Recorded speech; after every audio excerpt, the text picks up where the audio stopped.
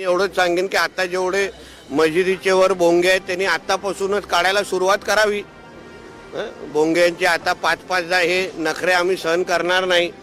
इथे उथे जे काही अनधिकृत मदार बिदार जे उभे केलेले आहेत, जे हिरवी चादरं टाकले ते आतापासून काढायला सुरुवात करावी।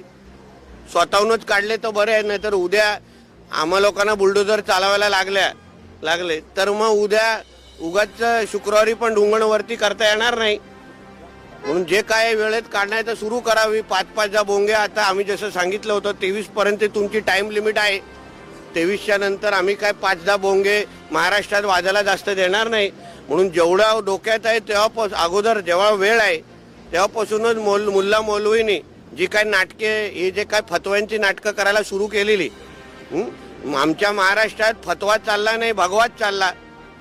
म्हणजे काय ते नेमानी विमानी नावाचे जे काही मूल्य आहेत, मौलवी आहेत, ज्यांनी खूप फडफड केली, हे काय उलमा जे काही बोर्ड आहेत त्यांनी आत्ताच आपल्या शटर बंद करून टाळा लावून इथून पळून जावं, नाहीतर उद्या आम्हाला तुमची शिकार करण्याची वेळ आणून देऊ नका।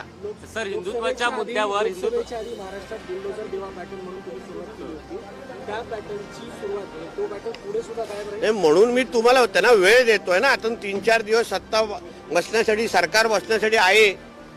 जे काय आहे तुमचे भोंगे असतील, तुमच्या अनधिकृत मदार असे, कारण का महाराष्ट्राच्या हिंदू समाजाने लव जिहाद, लँड जिहाद, वक्फ बोर्ड, अनधिकृत भोंगे ह्याच्या विरोधात मतदान केलेलं आहे।